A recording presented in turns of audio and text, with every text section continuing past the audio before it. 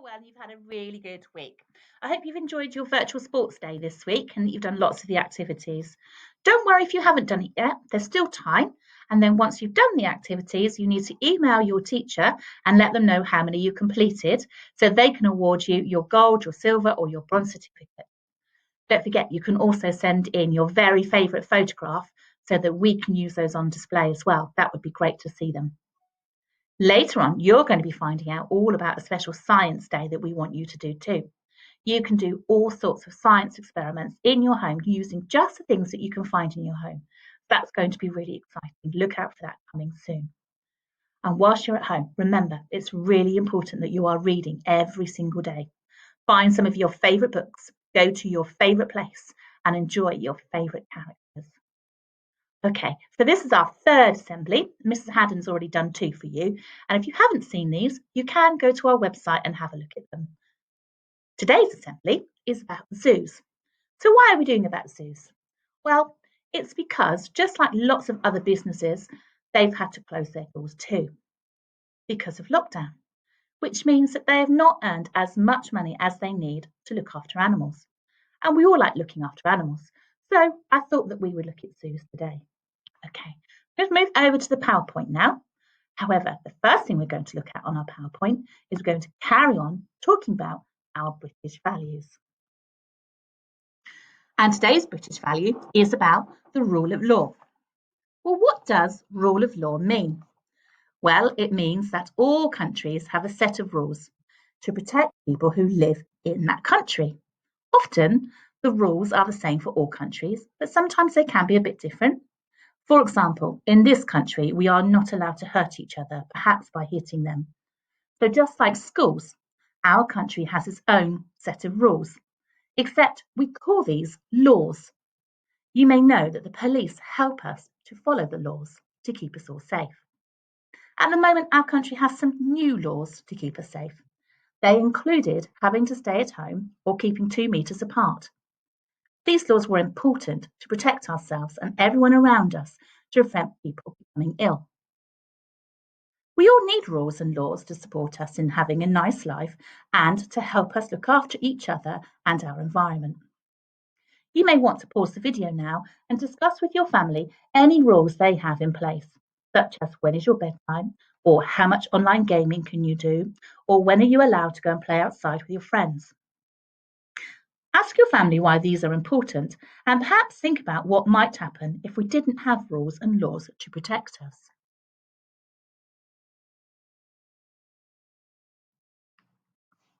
Okay, let's have a look at this picture. What can you see? Well, obviously in the middle there's a red, cuddly, furry animal. And I can see that he is living in the trees, so clearly that's where he likes to be. There's a man with a blue jacket and a clipboard, and it says Chester Zoo. So today's assembly talks a little bit about Chester Zoo. And the question is, should zoos have been allowed to reopen earlier? I wonder what your thoughts are on this. Because zoos, just like other businesses, need money, and they get their money from visitors. Because zoos haven't had that money, it's been more difficult for them to look after all the animals. So I wonder whether you think zoos should have been allowed to open earlier. You can pause the video now if you like to discuss this. So Chester Zoo is the largest zoo in the UK, but there are other zoos around us as well. And it was closed on the 21st of March following the lockdown restrictions due to COVID-19. And it reopened on the 15th of June after being closed for 3 months. Do you think zoos need more help at this time?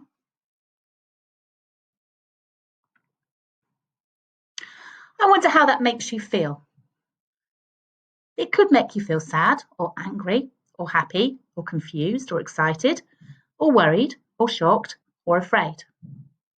These are all quite simple words to use, and if you look at the words in orange, these are other words that you could use to describe how it makes you feel.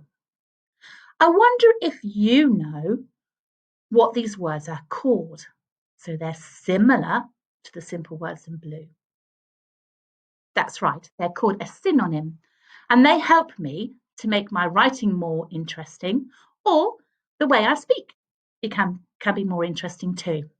So, for example, if I was to say it makes me feel happy that I can now go to the zoo, instead of saying it makes me feel happy, I might say it makes me feel delighted or enraptured even that I can go to the zoo. Why don't you pause the video now, have a look at some of these words, find out what they mean in the dictionary, and maybe you could use a few of these words in your writing this week.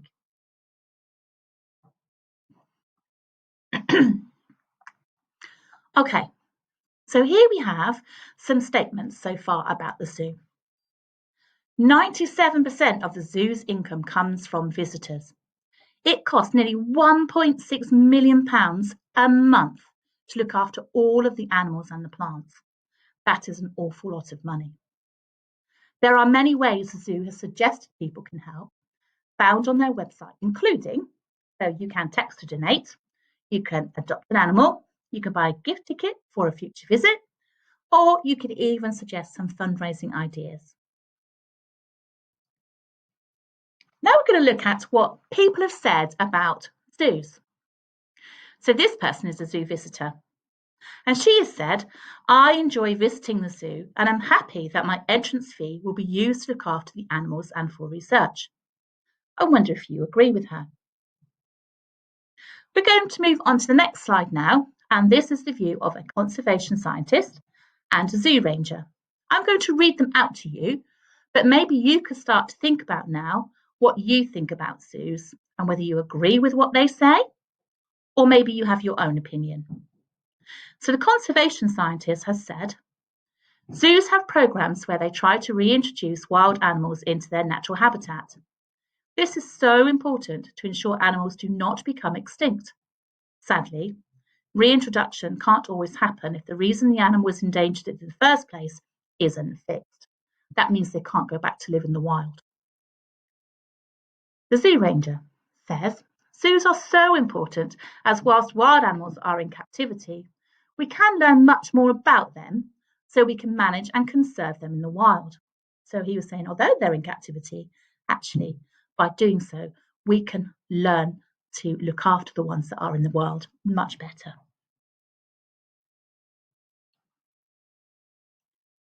This is another zoo visitor, and they have said, I love visiting zoos as I feel like I can connect with the natural world and learn more about animals and conservation. Whilst the veterinarian has said, zoos are equipped to respond to emergencies where certain species of animal may need immediate help to save it. What we haven't seen is anyone who has said that they don't think zoos are good places. And there are people who think that zoos should not be allowed because it means that all of those animals are not living in their natural environment and they are caged. And some people think this is a bit sad and the animals look a bit sad too. Now you've heard lots of different opinions, please pause the video and think about what your opinion is and why.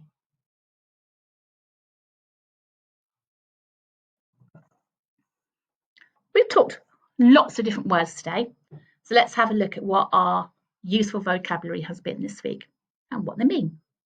Conservation. This means to save and protect the environment and the wildlife. Income. Money that is received, especially on a regular basis. So, for example, when your mum or dad goes to work, they will get an income for that work that they've done. Innovative. That is when something is new or original, something that's exciting even. Permanent. That's something that lasts forever. Requirements. Something that you need or want, and it's necessary. Restrictions. Something that limits what you can do. For example, an official rule or law, like we've had recently. We've been restricted to staying indoors or staying 2 meters apart from each other.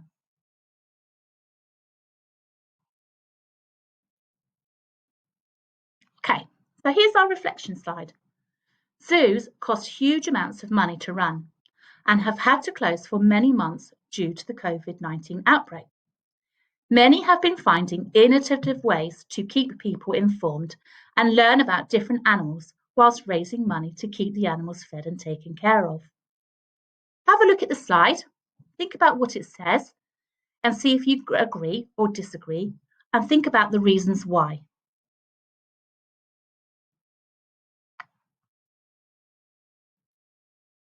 Okay, you can see me again now. What I'm going to do is I'm just going to minimize this little screen, and we're going to take you to the Chester Zoo website. So you can see this is Chester Zoo website, and I can go on the website now and I can look for different types of animals. And if you scroll down, you can see that there are some exciting activities that you can do on here as well. So you could make a beautiful butterfly. You can learn how to make a toad abode, so that's a home for a toad, or you could build a hedgehog house. You can also search for lots of different animals to write a fact file if you wanted to about your very favourite animal. A further challenge that I'm going to give you for this week is to find out about the kind of conservation work that Chester Zoo do in order to try and preserve and to support and help all of the animals, not just in our country, but across the world. Okay, well, I really hope you've enjoyed this assembly today, and I look forward to doing another assembly for you next week. Have a super week, stay safe, follow the guidelines, and we'll all be back in school in September really soon. I really hope to see you soon. Okay, so take care, and it's goodbye from me, and I'll see you soon.